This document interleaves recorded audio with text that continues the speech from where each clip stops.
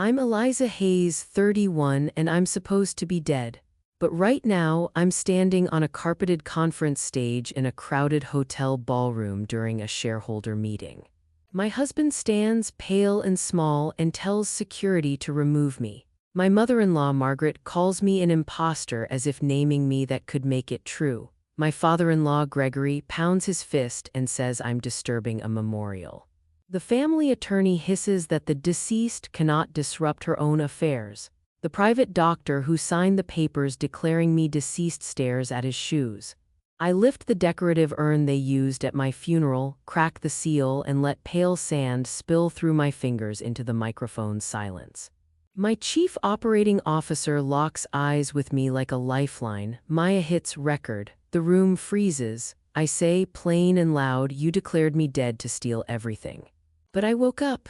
Before I tell you how I woke up into a world that had already buried me and made them regret it, tell me where you're listening from. Drop a comment. I read them all. Subscribe and turn on notifications for more family revenge stories. I came back to myself to a dry taste in my mouth and a clock that wouldn't move. The room smelled like hospital soap and paper cups. The blinds were taped shut with medical tape that had bunched at the corners, and the clock on the wall was frozen at 2:17, the exact time my watch stopped that night. A laminated card on the wall read "Comfort Care Only" in neat block letters, like a sign someone hung to stop asking questions. Machines around my bed were beeping somewhere along a slow, regular rhythm, and my throat felt raw from some long night of not breathing easily. I tried my voice and it was weak but real. A doctor named Colin Mercer came in with 2 guards and a small metal tray of pills. He called me Miss Hayes in that professional flat voice and told me I was non-recoverable, as if he was reporting the weather. He leaned in and tried to increase my sedation, sliding a syringe toward my vein like it belonged there. I flinched and told him no. One of the guards tightened his jaw. On the counter, a night nurse, Lucia, passed me a sideways look and whispered that the chart changed after a man from a law office came by after midnight. She said the paperwork arrived folded into a leather folder and stamped with a seal I recognized but couldn't place then. She mouthed the words "family lawyer." I asked for my wedding ring. I asked for my watch. The doctor said they were lost in the accident. My fingers ached in the places the ring had sat. My wrist was bare where the watch should have been. I tested my legs. They wobbled, weak and jelly-like at first, but they held me when I swung them over the bed and shuffled to the sink. There were no flowers on the windowsill, no get-well cards tucked into a bouquet. There was a clear plastic basin with a sealed bag inside, my name printed on it in a sticker and the single word "deceased" scrawled beneath it. My breath caught and anger lighted somewhere beneath the fear. Lucia slipped me a cup of water and said quietly that someone changed the orders the night they wheeled me down to the private wing. She said people kept visiting after midnight and that Dr. Mercer had stayed later than usual. He called it a last evaluation. He called it irreversible. I watched his pinched face and felt the world tilt. I wasn't gone. They had decided I was gone and then made the decision stick on paper. I put my palm over the cold metal of the clock on the nightstand and promised myself I'd start it again. A miracle has a quiet first act. Mine arrived in scrubs and a pair of Daniel Ortiz's large hands. Daniel used to run my security detail and he'd kept himself a low profile after I went under. He showed Lucia a transfer slip that looked real enough to anyone who hadn't memorized the hospital's forms. He wheeled me out like I was headed for a routine test, like the sedative was for a harmless scan. We rode a service elevator that smelled like bleach and rubber and the hum of a building that never slept. Daniel had already taped painter's tape over the little camera domes in the corners. He moved like he was stealing the night out from under the hospital. We changed in a staff bathroom. I stripped off the gown that still smelled faintly of antiseptic and stepped into gray sweats Daniel had tucked into a backpack. I pulled a black cap low. I hid the IV bruise under a hoodie sleeve and breathed air that wasn't filtered through hospital vents. In the loading bay, a laundry truck idled, the engine's heat hitting my face when we climbed into the darkness behind a row of rolling bins. The night was cool and smelled like wet pavement and car fumes. We crouched together behind a stack of carts until the driver eased open the rear door and we pushed the bins to make room for me. Daniel handed me a prepaid phone with a single contact already saved. Nora Chen, my chief operating officer. He also gave me the name Helen Pierce and said only, "Judge Helen."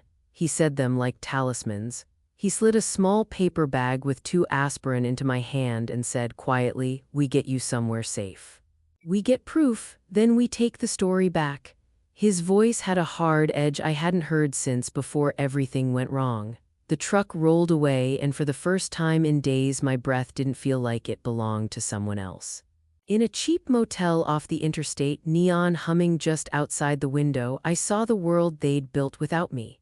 My phone screen lit up with headlines: a memorial in a chapel downtown, pictures of the urn, quotes from family representatives praising my vision and mourning my loss.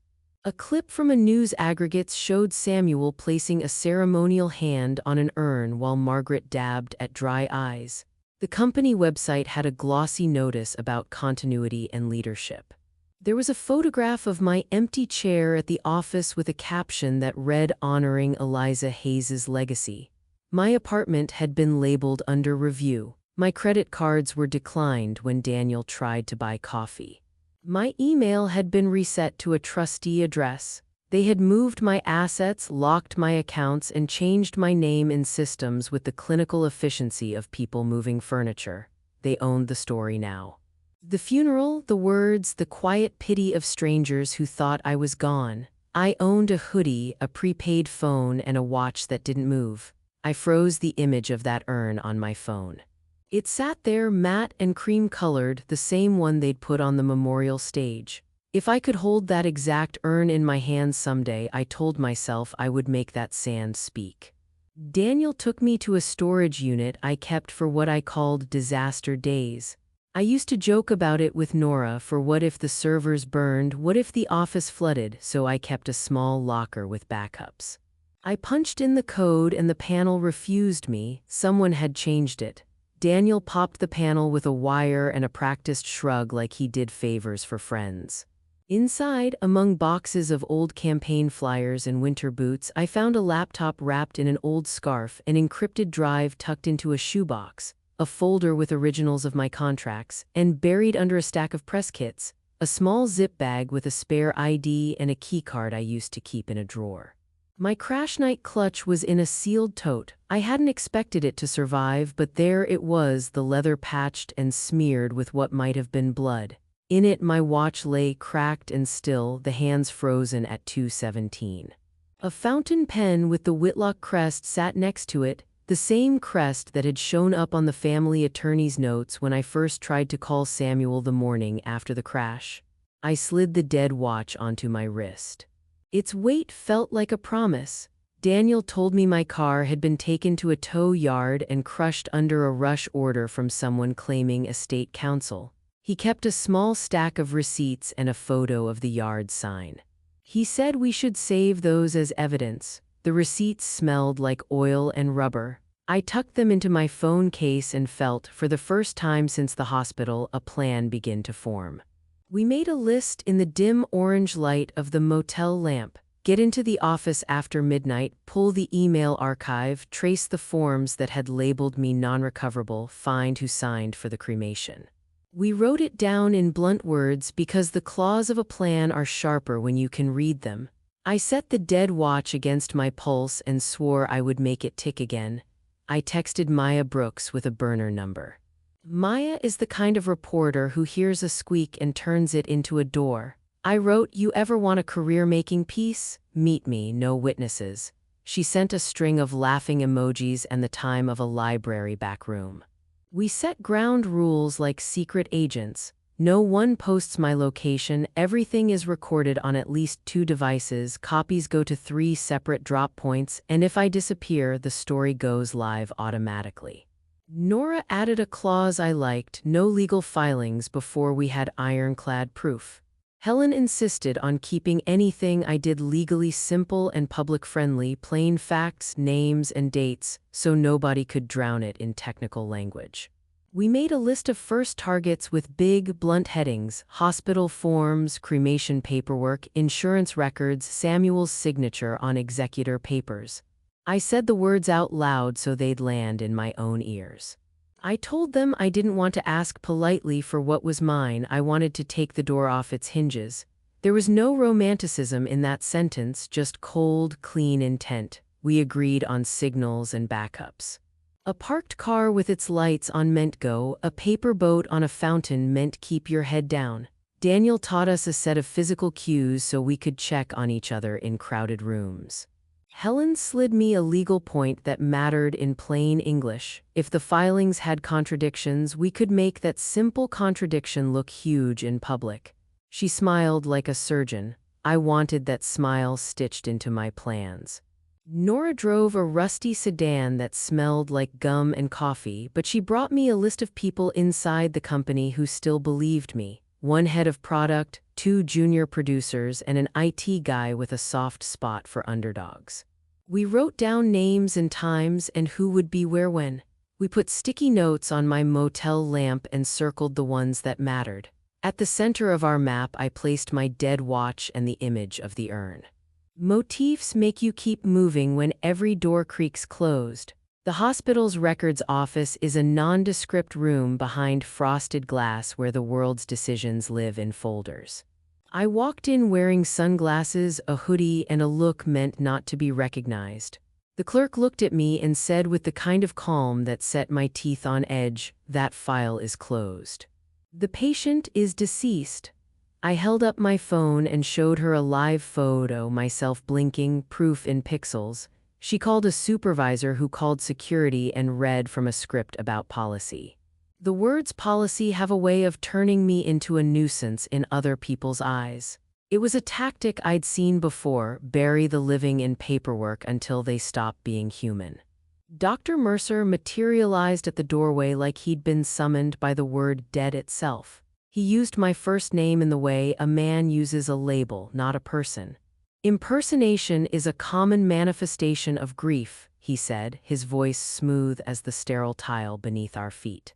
He told the clerk there had been a second evaluation, irreversible, and that I'd been transferred to private end-of-life care per family wishes. I asked him to show me the comfort care orders. He put his hand on the chart and said something about medical privacy, about honoring family decisions. Security arrived, 2 men who wore boredom like armor. They stepped closer. Daniel stepped into the space between the clerks and me as if he'd been carved for that moment. He put his hand on my shoulder and kept his face blank, the way men trained to take punches keep themselves mute. My phone was already recording. A junior staffer lifted theirs, a small black rectangle in a sea of suits. I asked the clerk again and my voice shook only a little. She asked to see identification. I did not have much I was willing to show in a lobby that felt like sharkskin. We left with no records in hand, our mouths filled with promises and the taste of hospital coffee. Phones started filming from the hallway as we left. Few people understand hospitals until they need them, and cameras can be louder than policy when the cameras know what to ask. Outside the sliding doors, Maya whispered, "He flinched when you said second evaluation." That was a sliver of light. It was all we needed to start the prying. We found Lucia working a morning shift with tired eyes and a plastic name tag that had curled at the edges. She met us at a coffee stand near the hospital, hands wrapped around a paper cup like armor. She slid a napkin across the table with a number scribbled on it. The napkin gave me more care than any check. She said a hospital admin named Elaine had seen someone hand over a set of documents the night the chart changed. Lucia's voice lowered when she said it. A man in a blue suit with a silver crest pen had arrived after midnight, asked for the file, and presented a leather folder that the nurses hadn't seen before. I recognized the pen from the pen in my crashed bag, the Whitlock crest, the same seal I'd once joked about on a dinner napkin with Samuel. Elaine answered once on the napkin number, then hung up after saying, "Ask Dr. Mercer why he billed an evaluation he didn't do." She sounded frightened in that clipped way people sound when they know they're about to break a rule and hope they don't get caught. Lucia told us the man in the blue suit had been meticulous. He moved like someone used to having doors open for him. She took our cash for gas in a plastic envelope and asked us to keep her name out of it if at all possible. I slid the envelope into her hand and felt richer for the exchange. People like Lucia don't ask for much, they ask for safety and a straight life. I owed her both. As Lucia left, we saw a black sedan idling across the street. Daniel took a picture of the plate with his phone. He does things quietly that scare me sometimes because they're so necessary. The plate returned to a shell corporation tied in public records to a consulting firm that had Victor Lang's fingerprints written in invisible ink. It was a line on a map we hadn't had before. Small things widen the picture. A car's plate is one of those things. I felt the room shrink around us as the thread began to pull. We followed the urn like it had a nose and a direction. The crematorium was a low brick building tucked between a strip mall and a funeral supply shop. Inside, the receptionist, Sadie, wore her hair in a tight bun and had a smoker's voice softened by years of saying the same comforting phrases. She printed a delivery certificate with a stamp that looked like someone had used a rubber stamp in a hurry. The date, a recipient, and a tracking number that didn't exist when we searched for it. She said the ashes had been delivered to the family 2 days before my memorial.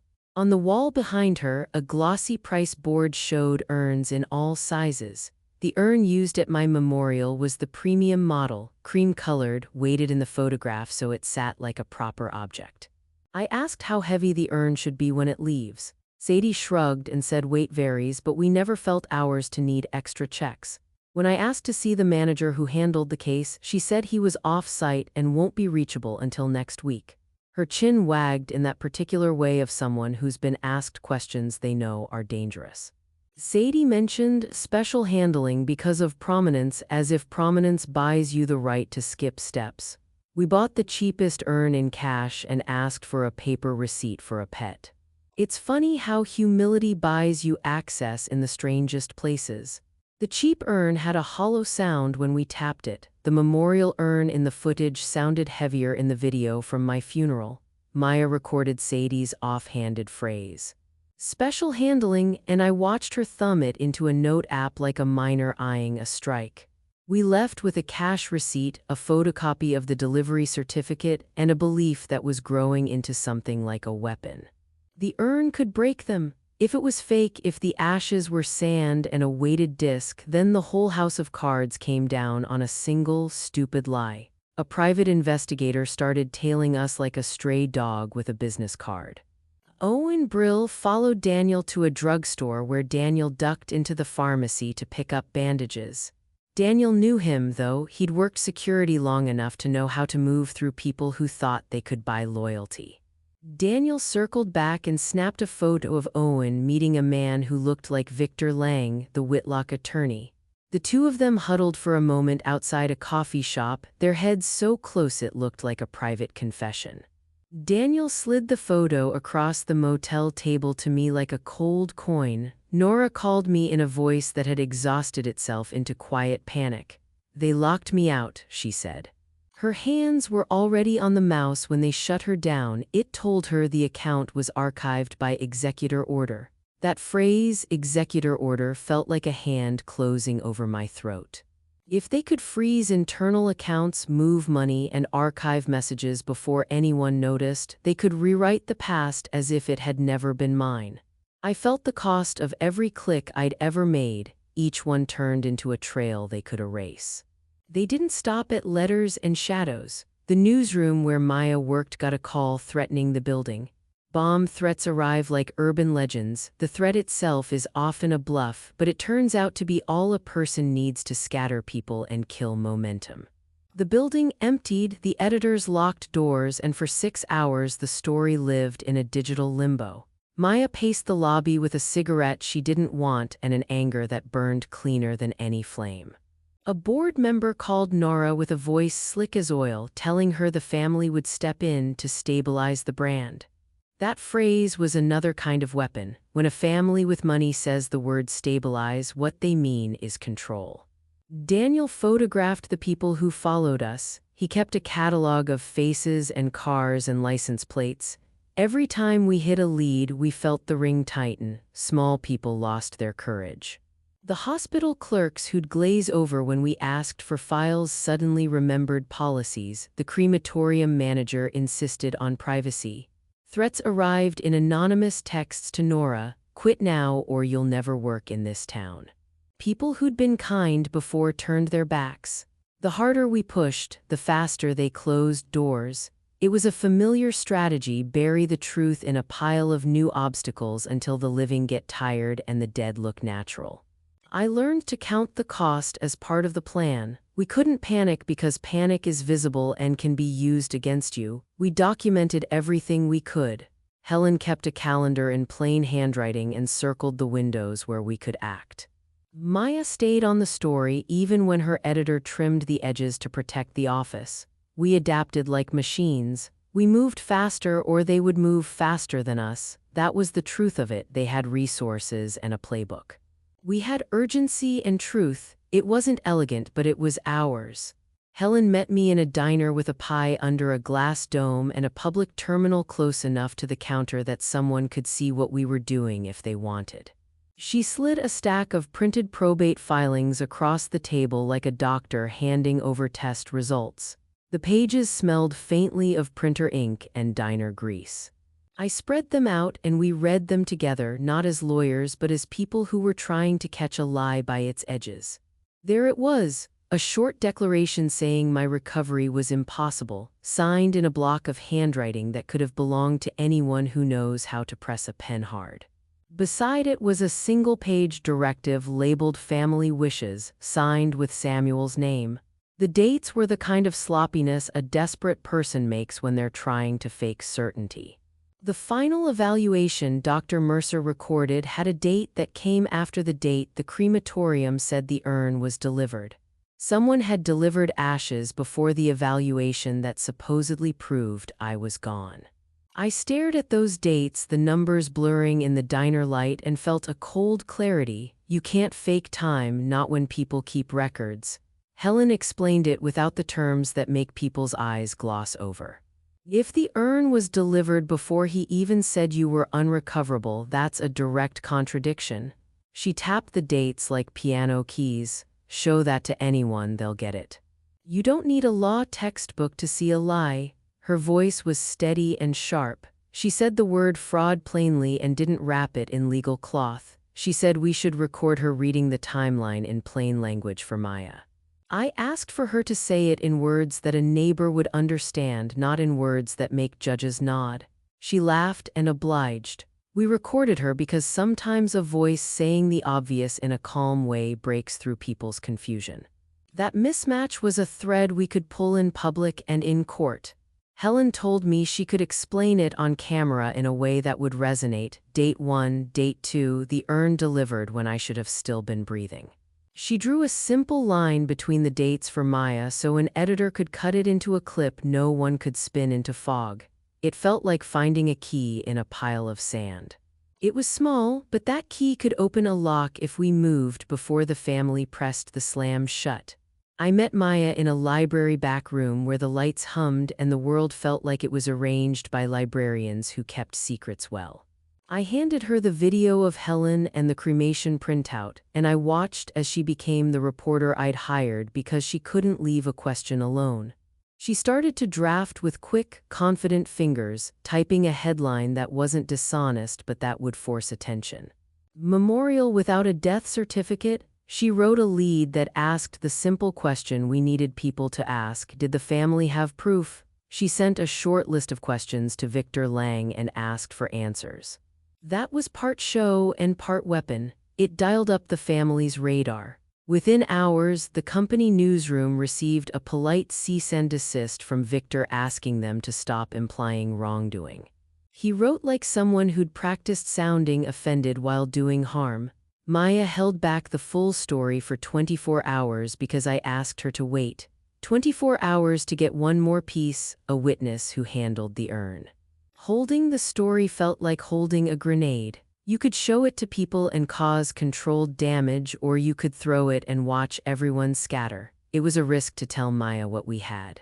By arming her, I risked pushing the family to act more aggressively. But the truth moves like a hand on a trapdoor. Once released, you can't suck it back in. Maya agreed to the delay because she wanted more than a headline. She wanted to land something that would not be easy to refute. It felt like rehearsing a public reveal with no stage cues. I watched her set the files into a folder named Evidence and felt, despite the danger, a heat of hope. Then I tried my husband. Samuel has always been a man who lives in a hallway between two rooms, one with his family's approval and one with whatever I happened to be building. He had always wanted to please both, and that made him dangerously movable.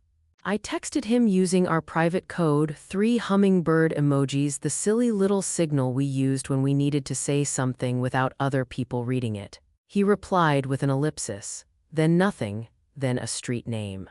The little park where we used to buy cheap tacos and laugh about being young and reckless. I went to the fountain and sat on a bench. The air smelled like fried tortillas and the park's hot metal benches. He sat 2 benches away, turned toward the water but not looking at it. He looked like someone who'd been hollowed out by someone else's storm. He answered my call and said in a voice that broke, "They told me it was mercy." I signed. He didn't say he had planned it. He said he signed. He folded a napkin and left it on the bench when he walked off. The napkin, folded into a triangle, was a private thing between us. We used to leave silly notes tucked into menus during dates, a childish habit that felt like it belonged to a different life. Inside the napkin was a small key folded into a corner and the handwritten numbers 6 to 23 and B12. I had no idea what the key opened. The numbers meant nothing on their face, but they felt like breadcrumbs. I stuffed the napkin into my pocket and watched him go, feeling sick and steadier at the same time. He hadn't been the mastermind. His voice on a voicemail, later found, would be proof of that. But he'd chosen in a moment when his judgment was being squeezed by people who know how to squeeze. He was both knife and wound. I walked away from the park with the key in my pocket and a tightening in my chest that felt like a muscle learning to hold weight. Everything I'd planned had to fold in around this new humbling truth. The man I loved had been a man they used, and the people who used him had made choices that put my life and my company on a table to be played with. I held the key and tried to make it feel like leverage rather than a reminder that I had been betrayed. The night pressed cool against my skin and the city hummed like a thing ready to be rewired. They started to hit the people around me. A board member from my company called Nora with a voice like warm butter and told her the family would restructure leadership to stabilize the brand. It was a phrase meant to feel helpful. It was actually a threat hiding behind good manners. The newsroom where Maya worked got a call that forced an evacuation, an anonymous bomb threat that smelled of someone trying to stop a story from running.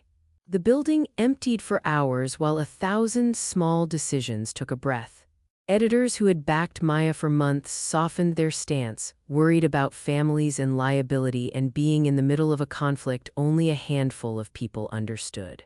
I watched the ring tighten. My IT guy told me my email logins read like someone had used a sledgehammer. Accounts that had been mine were transferred into accounts I couldn't access. The phone calls came with a rhythm. First a polite push, then a harder shove, then the gentle whisper that someone would make life difficult. Anonymous texts landed on Nora's phone, "Quit now or you'll never work in this town." They meant it. They had power, places to pull strings, and people who took orders without asking why. Daniel started keeping photos of every tale. He'd stake out a coffee shop and catch a valet sliding keys into a pocket or a man with a silver pen handing an envelope to a nurse. He catalogued license plates and faces like a man marking constellations. I kept a list, 2 small, stubborn things that said they'd overreached. The mismatch in dates, Dr. Mercer's midnight visit, the Ern's fake tracking number, a tow yard with a rush order. Every small truth we had was a pin on a map. If we could keep pushing, if we could keep the pressure on the real people who'd touched the files and the urn, they couldn't paper over the whole thing forever. But pressure costs people. Nora found herself escorted to a human resources meeting with a guard in the doorway. They told her they needed to ask about her role in communicating sensitive information. Maya was served with a subpoena for her notes and told to name a source. Daniel intercepted Owen Brill in a stairwell and took a hit. He limped for days, the skin on his knuckles scraped. Small allies got scared. Small allies got quiet. I counted their sacrifices like beads on a string and slid them into a pocket where I could look at them when I needed to remember what this was for. Then Maya found a thread that felt like a rope to climb with, a valet slip. She traced a cash payment the night of my crash. Someone paid a valet to move my car to an unmonitored lot an hour before I left. The slip was small and creased, printed in letters that looked like they'd been faxed from the 1980s. The valet told Maya the man who handed over the cash wore a suit with a subtle crest pin. He was exact with his money and his words. It was the kind of detail a forgettable person would leave behind, like a fingerprint left in chocolate. Maya's source was a mechanic friend who'd once saved my car from an engine failure and kept a soft spot for our little company. He'd saved a scrap photo of the wreck before the tow yard crushed the car under orders. In the photo, a hose looked pinched, a line looked tampered with. He said it like a man who'd spent his life fixing things. This doesn't happen by accident. I held the scrap photo and pictured the moment metal and intention met. The thought that someone had planned for the crash in the first place made my stomach hollow out with a cold kind of fury. It meant they didn't just want my money, they wanted my absence. The thought of that planning made me feel both small and enormous. Small because I'd been the target of a plan I'd never seen, enormous because the outline of that plan finally gave me edges to aim at. It turned something shapeless into a list. Who touched my car, who ordered the tow, who signed the rush order, who met the valet. If you can trace the people who moved your life, you can sometimes pull the right string and make the pattern unravel. Then, like a recording I hadn't known existed, Samuel's voice came back to me. My phone carrier dug up an old voicemail from the night of the crash when I'd been out of my senses. His voice was thin and tired at first, and then it folded into certainty I didn't recognize. He whispered, "They said it's better this way. I just signed, I'm sorry, Eliza. Please forgive me." He didn't sound like someone who had plotted it. He sounded like someone who'd been convinced at a kitchen table, like someone who'd been told a story until he believed it. I replayed the message until the battery died and the words looped in my head like those scratchy fragments of song you can't get rid of. Hearing him say it didn't erase the betrayal. It didn't make the signed papers any less signed. But it changed the shape of my anger. It morphed from blind rage into something more precise. He hadn't set the trap, he'd stepped into it. The people who'd set it had known how to wrap mercy around a theft. I kept the voicemail in 3 places: on the encrypted drive, on a backed-up phone, and hidden in a folder labeled nonsense, because it was proof as simple and human as a voice. I wanted to corner Dr. Mercer after that voicemail. I wanted to watch him defend the lie with his hands and the same thin smile he'd used on me in the hospital. I drove him to a parking garage because someone who hides behind a hospital curtain shouldn't get to glide away when asked to answer. Nora came because she knows how to steady a camera and to keep court of public opinion ready. We met him under a low fluorescent light that buzzed like a jar of trapped flies. He put his sunglasses on even though it was dim, and he moved like someone who expected doors to open. I asked him on camera about the midnight evaluation. He adjusted his jacket and said without missing a beat, "You should still be asleep." He spoke the words like a verdict, like a man who'd rehearsed the line in the mirror. I pushed the recorder closer to his face until the little red light was a dot between us. He smirked and then said something I hadn't expected. "You signed the directive in advance." It was an accusation that sounded like a confession in somebody's mind. My mouth went dry. He just shifted the story back onto me in one small, poisonous sentence. Nora didn't flinch. She kept the camera steady and asked him to repeat that on the record. He did. The words were small and sharp, perfect for headlines and gossip. My skin crawled. I knew those words could cut me if people wanted to believe them. They were designed to take the heat off the people who'd signed checks and made calls. They were a cover-up phrase in a new suit. We posted the clip because hiding makes you complicit by default. The internet is a strange courtroom, loud, messy, unforgiving, but it's also a place where a recorded face can be pinned and watched. The moment the clip hit, my stealth evaporated. The quiet plan we'd been threading through corridors and storage units burst into light. People wrote about bravery, people wrote about madness. Trolls cheered Dr. Mercer's line online as proof I was whatever they wanted me to be. Others questioned what he stood to gain. The noise made something unavoidable. The truth was no longer a private thing. It was a live thing, and anyone could touch it. I learned quickly that once you break a bridge on camera, there's no going back to the slow, quiet way of things, but some bridges needed breaking. We lost the quiet legal lane. Our friendly judge was gone. The family attorney was moving the meeting up to squeeze any chance we'd have to stop them. Helen's face over a grainy video call felt like the last person holding a map as the tide comes in. "We have to do this in public," she said, and I felt the choice shift beneath me from option to command. If the courts wouldn't move fast enough, we had to force a different kind of speed.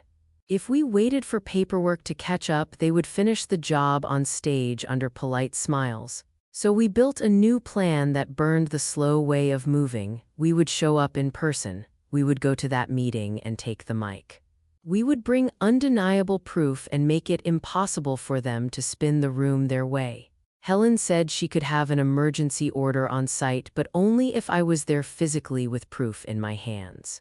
The judge could sign on the spot if the facts were clear and public. The clock wasn't just about days anymore, it was about temperatures. The hotter we made the story in public, the less room they'd have to calm it with money and charm. I followed the napkins' breadcrumbs to a self-storage unit on a wind-bitten street lined with shuttered storefronts. The keypad blinked at me as if it were daring me to remember a code that had never meant anything until that night. B12 was the unit the numbers on the napkin matched. The key fit the rusted lock with a small, decisive click. Inside was the upright piano we'd once owned, the one we'd bought when we were scraping together living room leases in an apartment that had more steam radiators than light. It looked dull there under a dust sheet, a relic of a life that felt borrowed. I lifted the bench. Dust climbed into the air like old memories. Beneath the seat was a small hollow we'd used to stash birthday cards. This time there was a flash drive taped to the underside and a thin stack of paper folded like a confession. My hands trembled when I peeled back the tape. The drive felt heavy with meaning. The papers were copies of directives with my name forged across the top in the same bold, confident hand I'd seen in the probate packet, and a single sticky note in a hurried scrawl that read, "I couldn't stop them." I put the flash drive into the motel laptop like you'd insert a key into a lock you hope still works. The files flickered to life. There were short, brutal clips from security cameras showing Gregory, my father-in-law, walking into a low-lit garage and handing an envelope to a man who then spoke with a valet owner. There was a grab from a text thread between Victor Lang and Dr. Mercer promising a donation. There were receipts, hand-scrawled to-do lists, bleed lines, midnight doc, urn prep. No fancy language, no euphemisms, just the ugly checklist of people making choices. One screenshot showed my watch photographed on a table with a note, 2:17. My name was in more places than I wanted to count. I swallowed and felt a new kind of anger, not the blind, echoing outrage I'd felt when I woke up to being declared gone, but a cold, precise thing that knew who had touched what and when. The drive held the plan in a way rumors never could. It connected the valet to the tow, the night visit to the fake cremation, the donation promise to the doctor. It made the machine that had moved my life from my hands to theirs into a thing I could point at. I copied the files into 3 places, one encrypted, one with Helen, and one in Nora's control. We spread it like a lifeline. We filmed myself the next morning in the motel bathroom, hair pulled back, blue light coming from the cheap mirror above the faucet. I put the dead watch in my palm and told myself I could look at it without wanting to break it. For the camera, I said my name and my age and that I was alive. I held up a photograph of the memorial program, my face smiling in some staged portrait, and the watch stopped at 2:17. I spoke plainly. They called me dead because they wanted my company. I didn't dress it up with lawyerly words. I said it like a neighbor saying the facts into a phone, and Helen read a short, clear statement about the date mismatch. Nora held the laptop that streamed us, and Maya was on a separate line, ready with the headline that would get people asking questions instead of believing the polite story. We timed it. The upload went live across my channels with a three-way call between Helen, Nora, and Maya. The clip showed the documents, the drives list, the photo of the urn, and me saying the words on the screen.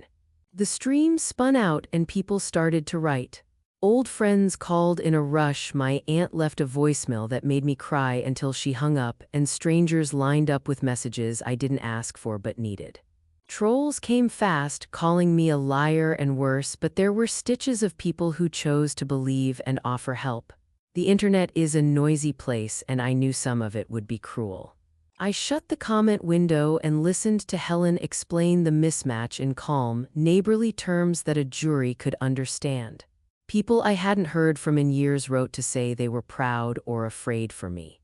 My phone buzzed with offers, media, lawyers, people who had seen their own lives rearranged by money. I didn't read every message. I let Daniel filter the most urgent ones. Standing there in a motel room with a dead watch and a live plan felt like balancing an ember in my palm, dangerous and hot and useful. I slept a few hours and woke to a small email from an on-call judge who had a history of working emergency orders for public safety. He'd been hesitant, ties and appearances and all the things that spin into the same web, but Helen had kept his ear and he said he might sign if I showed up in person with concrete proof in hand.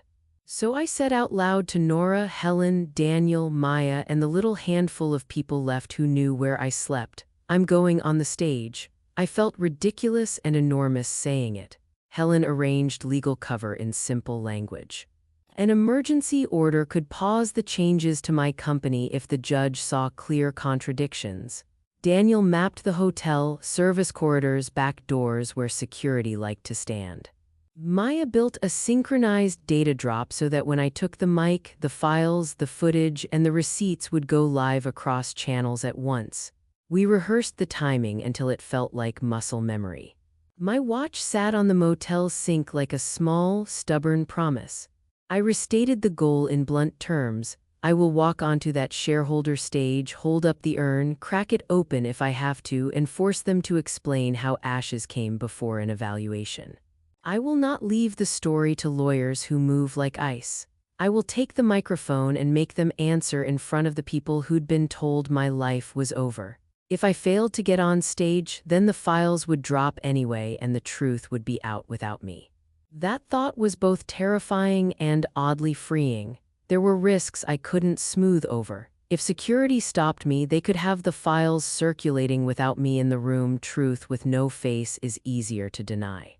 If I was arrested, the family could spin me as unstable and try to bury the facts in courtroom chaos. But Helen reminded me, in plain words that left no room for drama, that sometimes the public stage is the only place a rushed lie can be stopped once it gets steam. Daniel's map showed one clear path in and out. Maya had an editor willing to hold the drop until I had the mic. The watch on the sink looked like something that could mark the moment.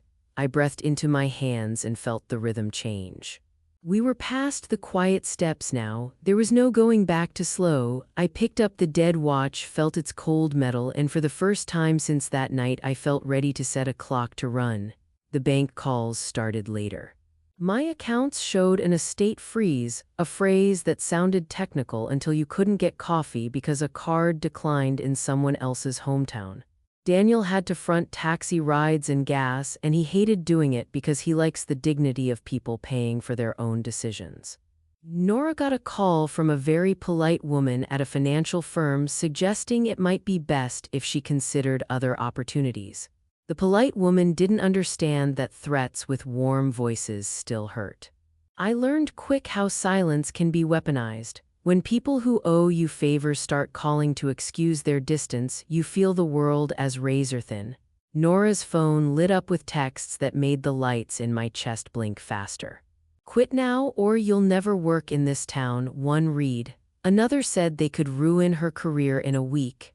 Nora swallowed and typed me a short message. "They're trying to scare us." She didn't want me to worry because she knows I worry when people get hit.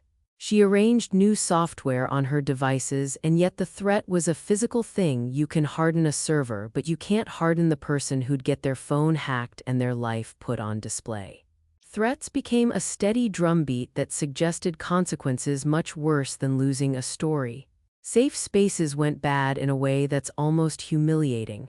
The motel manager knocked at our door early one morning, hands in his pockets like he had to explain himself to us. He said, "No police asked questions, just the hospital, nothing to worry about," and his voice tripped over itself because someone had called and asked about guests with odd hours. We packed our bags in 5 minutes and down the back stairs. Daniel knew because he used to patrol old hotels. A drone buzzed outside our second hideout that night, a cold mechanical fly circling the window. Daniel yanked the curtains closed and peered out into the dark. The drone's light was a dull green that left a ghost on the curtains. Daniel stopped being casual about tales the day he confronted someone and came back limping, a bruise marching across his jaw like proof he didn't walk away empty-handed. He'd tried to intercept Owen Brill, the private investigator who'd been photographing us outside the crematorium and the hospital. Daniel cornered him in a stairwell and got what he needed. A license plate, a name, a dropped card with a consulting firm's address. Owen slipped a fist into Daniel's ribs and left a bruise and a warning. Daniel smiled like a man who's used to closing things without blood and then noticed the pain. He kept going because that's what he does, but the man who keeps your shoulder under fire doesn't want to brag about how much it costs him. We had to move fast because the world outside our safe rooms had a short attention span. Talk shows debated me like a weather event. Some anchors called me a scam, others called me a miracle. The headlines split the country in skinny columns. Did she fake her death, or how did a woman wake up from the dead? My aunt called and left a message that made me cry for 10 minutes and then made me furious for the next hour. I couldn't call Samuel, he wouldn't answer. That silence from him is like a physical thing that presses on my chest. Owen started slipping things under doors. One night we found an envelope pushed under the motel door with a single photograph of me asleep in a parked car and a short note that said, "Go back to the dark." The photograph was taken from a distance and taped to a thin piece of cardboard so it wouldn't bend. Someone had been watching very close. I held the photo until the edges started to curl in my fingers. The message was meant to be simple. Stop or we'll make your life easier by making it small. Maya got the worst of it on the professional front. She was called into an editor's office and told she was being served a subpoena for her notes. She was told to name her source or face a contempt charge. There are things reporters don't give up because it's their job to keep sources safe. Maya clutched her notebook like a talisman and refused. Then the paper threatened to pull her bylines. Her editor looked at her like someone asking if the cost was worth it. She quietly photocopied everything and stuffed it into her coat and said, "I can't quit." She looked tired in a way that hasn't anything to do with sleep and everything to do with the calculation of what you will and won't risk. The public doubt gnawed at us in a slow, hungry way. Friends and distant acquaintances started asking me questions I hadn't expected. People I assumed would stand by me stayed quiet because they didn't want to be associated with scandal. The more public the debate became, the meaner the edges got. Social media users who'd never met me wrote threads about what a rich woman must be like, and their anger was a kind of entitlement I couldn't buy off with money. They didn't know me and didn't want to. They wanted the story to be simpler than it was. Private threats were worse. An envelope slid under Nora's door with a key to an apartment complex and a short typed line.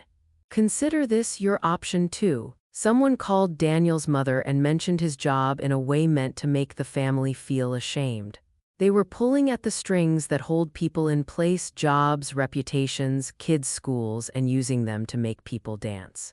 I kept a list of every small thing they touched because once you can name the things they threaten, you can see the shape of their reach. It was a long list and it made me tired to read it. We started to feel the ring tighten. Nora was suspended from work pending an investigation no one explained. An email titled "Immediate Review" popped into her inbox and said nothing helpful.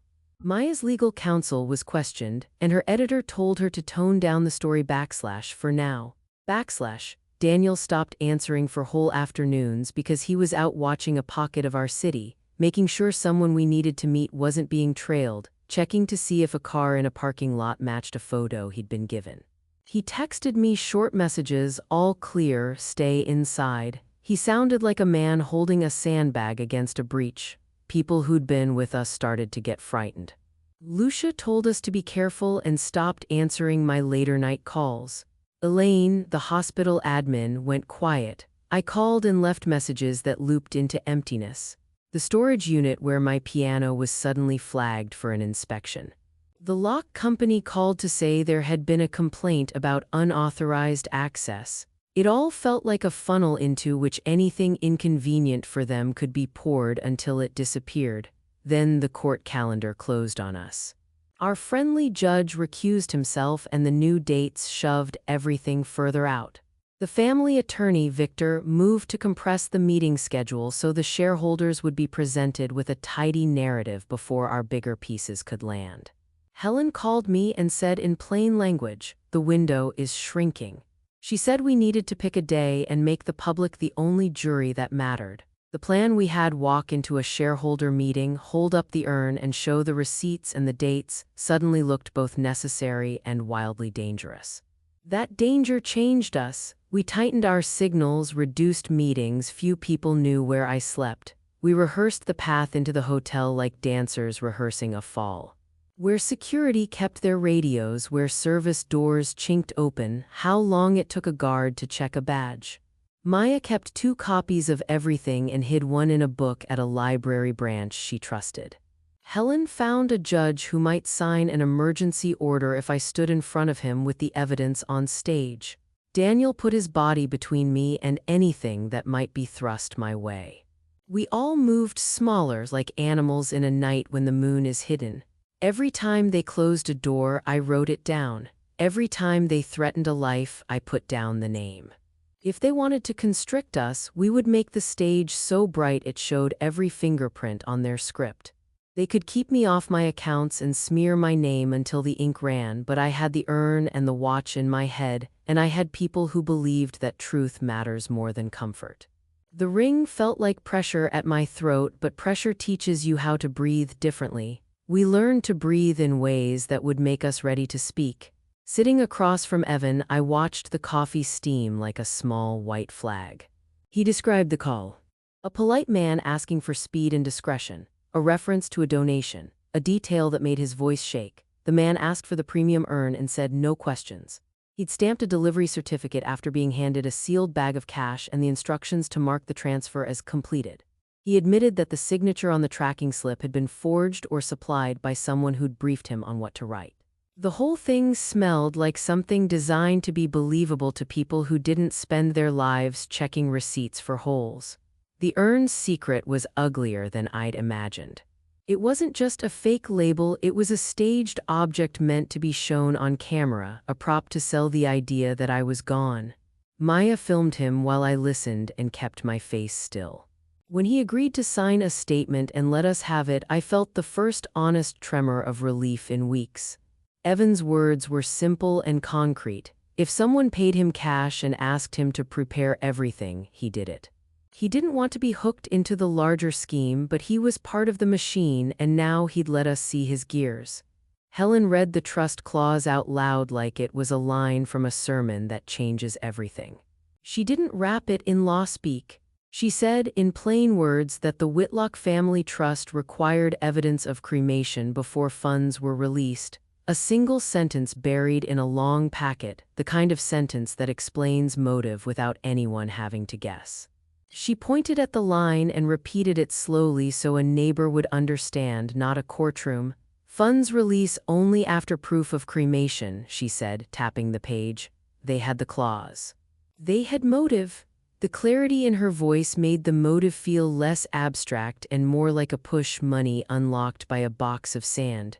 We printed the clause, highlighted the line, and filed a copy with Maya. No one needed a lecture to see why someone would fake a cremation if cash and control waited on the other end. The trust clause put a face on greed. It made the urn not just an object but evidence of intention. With Evan's admission and the highlighted clause, we had both the who and the why. I felt that cold, focused anger again, the kind that turns into action. Helen smiled a little, the way someone smiles when a painful truth finally has a shape. We drew the corruption map like a child would draw a treasure map, only the X's were people's names. On a whiteboard in the motel kitchen, we pinned photos and receipts, tracing lines with a thick black marker. Gregory Whitlock met with the valet owner in a garage. The valet moved the car an hour before I left. Owen Brill handed a man in a suit a small envelope outside a coffee shop. Victor Lang texted Dr. Mercer about a donation. Dr. Mercer changed a chart and billed an evaluation he didn't do. Each line was simple, almost stupid in its clarity. Money moved from one pocket to another and people moved to cover the movement. Daniel took photographs and taped them beside the notes. A license plate here, a scanned receipt there, a grainy capture from a security camera that showed a figure with a crest pin.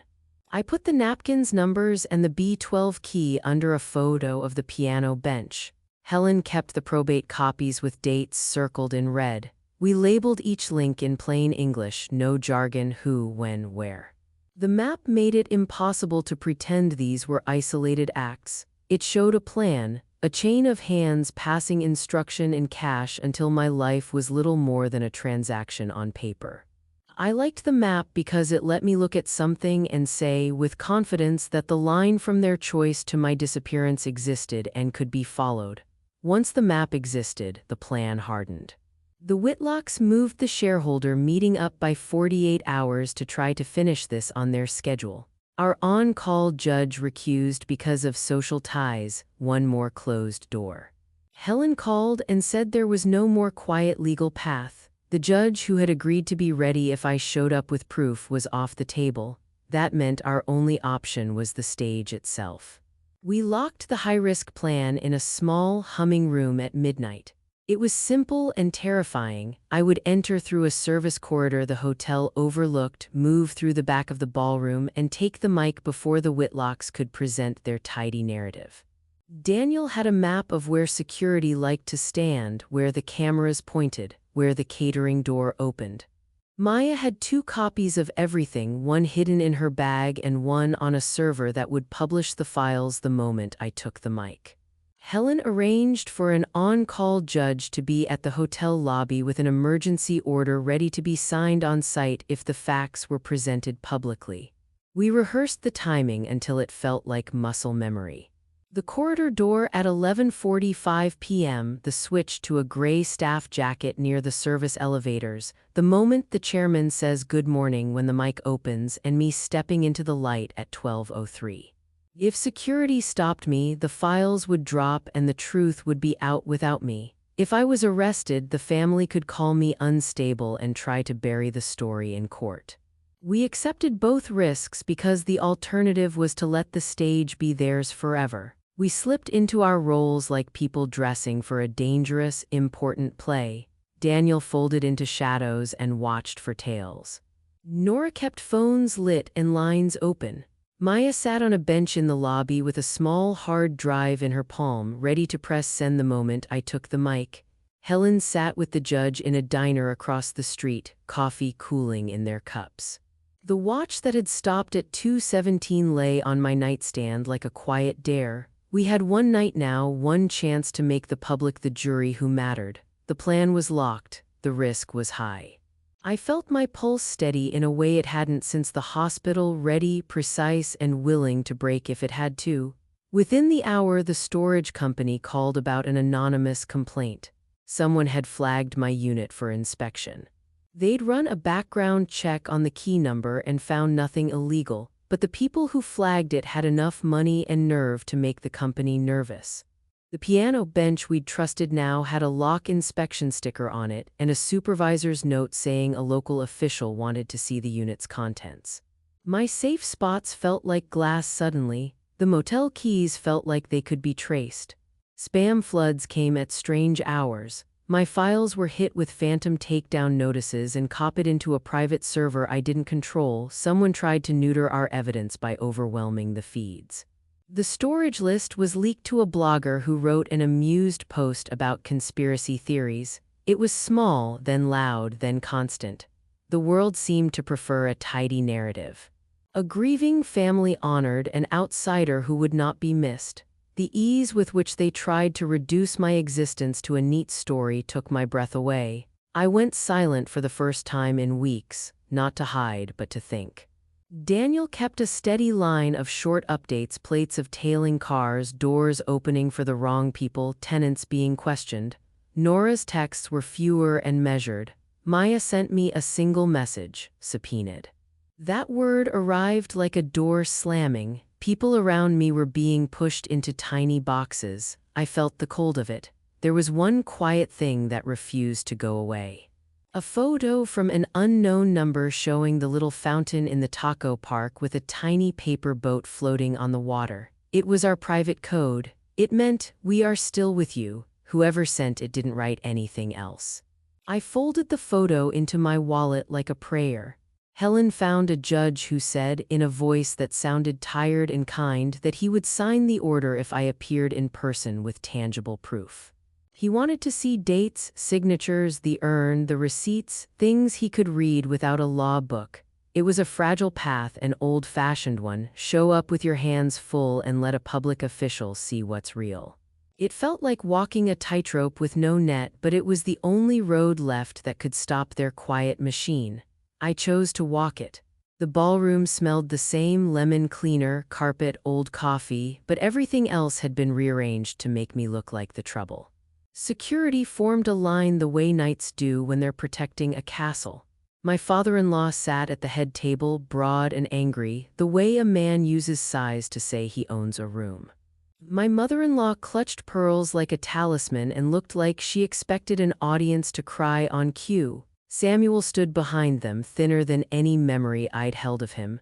He pointed to me while his voice wavered. "Remove her," he said, and the command rolled across the room with the force of someone finally doing what he'd been told to do. I didn't flinch. I walked through the side wing like I belonged there by right because I did. The cameras found me and the lenses clicked awake. I stepped to the microphone with my dead watch heavy in my pocket and the image of the urn in my hand like a stone. My heart beat a staccato that felt like a metronome. I took the urn I'd smuggled in under a gray jacket and lifted it so the lighting hit the cream color just like the broadcast clip had shown. The hush hit the room like a second hand finding a minute. Then we broke everything open. I cracked the urn's seam and let the sand fall slow as confession. The microphone picked up the whisper of it. Cameras on the screens around the room flicked to the live feeds that Maya triggered. The same cameras that had once shown a dignified memorial now showed me pouring dust onto the conference carpet. On the big screens behind me, Evan Pike's recorded statement played. Him saying he filled the urn with kiln sand, payment in cash, instructions, no questions asked. The caption under the footage flashed the trust clause Helen had highlighted: funds release only after proof of cremation. I cued the valet receipts, the tow yard photo, the security clips from the piano drive, and the scrap of paper that said bleed lines, midnight dock, urn prep. The room shifted forward like a pack of people leaning to listen to the same rumor. Then I played Samuel's voicemail. His voice came thin and small through the speakers and the room grew very quiet. He said, "They said it's better this way. I signed, I'm sorry, Eliza. Please forgive me." The sound of his apology landed like a physical thing. Off to my right, Helen stood with a judge's order in her hand. The judge had been present and ready. His signature and the simple language of the order paused the transfers long enough for the police to step toward the family attorney. Officers moved with slow, precise efficiency, approaching Victor first. He tried to keep the attorney's face smooth, the practiced look of someone who thought words could hide hands, but the officers had papers and patience. The cascade of proof played like a film the room couldn't ignore. Evan's voice, steady and small, explained the fake cremation. The trust clause made their motive clear. The valet slip and tow yard receipt braided the timeline together. Dr. Mercer's messages and billing notes, exposed on screen, showed a trail from a hospital room to a private wing and to a man who'd been paid to step outside the ordinary. Security footage showed Gregory meeting with a valet, hands exchanging envelopes. Each piece slotted into the last until the story wasn't a rumor anymore. It was a map, a criminal outline in plain light. People in the room turned over the pages of printed copies being handed out like they were reading a strange novel with familiar names. Cameras streamed it live to 1,000 small screens, and I felt the room tilt away from them and toward me. Samuel stepped forward when the judge's order was read aloud and put his hand over his heart like someone trying to stop a leak. He said, voice breaking, "I signed what they put in front of me. They told me it was mercy. It was theft." He sounded like a man who had finally chosen to tell the truth. I pressed the edge of my cracked watch and felt it click as it began to tick. The sound was small but clean. I put my other hand on the urn's empty space and said, steady and loud, "You declared me dead to take my life and my company. This is the last time you get to tell my story for me." The cameras kept rolling, the lights stayed hot, and for the first time since I woke at 2:17, the room listened. Samuel stepped forward. He held himself like a man who'd been carrying water for a fire he didn't want on his hands. He said, and his voice came out thin, "I signed what they put in front of me. They told me it was mercy. It was theft." He didn't sound like a villain. He sounded like someone who'd finally breathed in truth and tasted how bitter it was. The room shifted as if everyone had been leaning into a rumor and now someone had turned on the lights. The judge's order was read aloud in short sentences that anyone could understand. It paused the transfers. It paused the change of power long enough for people with badges to step forward. Officers moved toward the family attorney with papers in hand. Victor's face didn't show surprise. He is the kind of man who practices surprise in the mirror. The officers placed a hand on his arm and led him away. Dr. Mercer was next.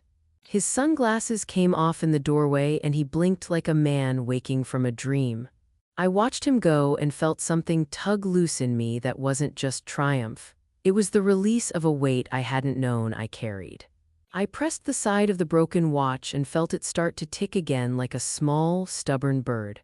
The sound wasn't loud in the hum of the room, but it was enough. I put my hand on the urn's empty interior and said, steady, "You declared me dead to take my life and my company. This is the last time you get to tell my story for me." The microphones recorded it, the cameras fed it around the world, and when I walked off the stage, a dozen people reached out, some to shake my hand, some to hand over evidence, some to say they were sorry on behalf of a stranger.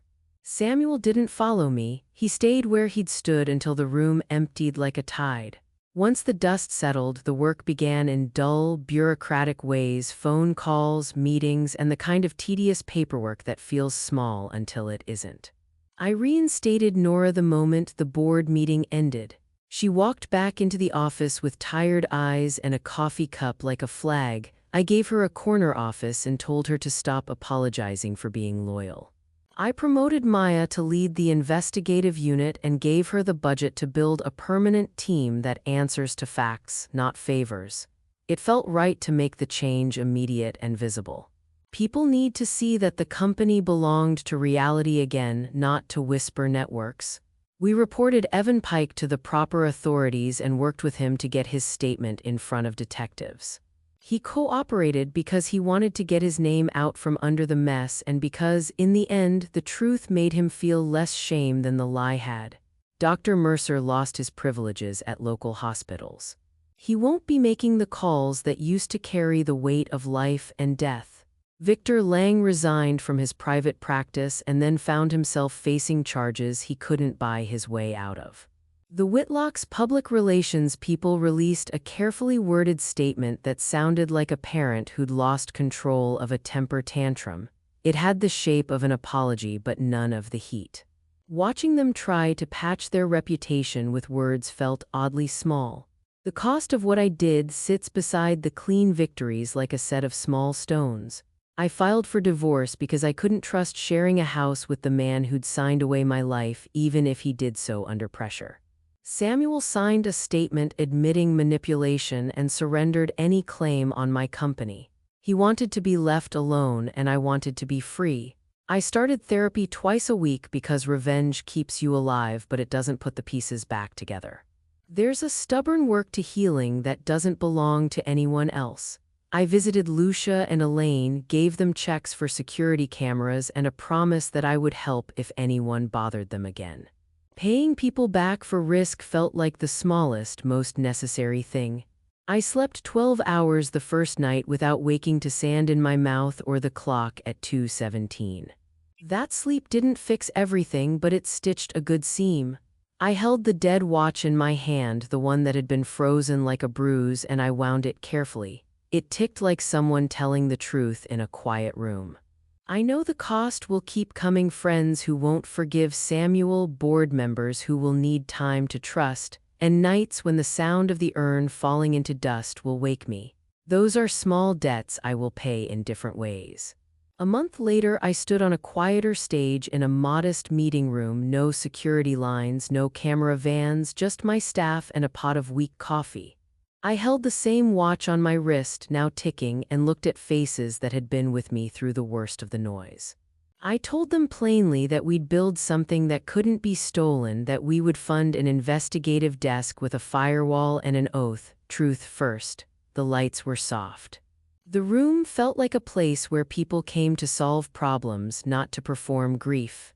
I closed that meeting with a line I'd practiced in the mirror 100 times and never expected to need. They told a story over my body. This time, I tell it. It wasn't a vow of vengeance. It was a statement of ownership. Then I walked outside into clear morning and let the air fill my lungs. It smelled like rain on hot pavement and something else, possibility. I breathed fully for the first time in months and felt the city wake around me the way I was beginning to wake inside myself. If you've been betrayed and fought back, tell me your story in the comments. I read them all. Subscribe and turn on notifications for more. And keep watching. Your next favorite revenge story is already on the channel.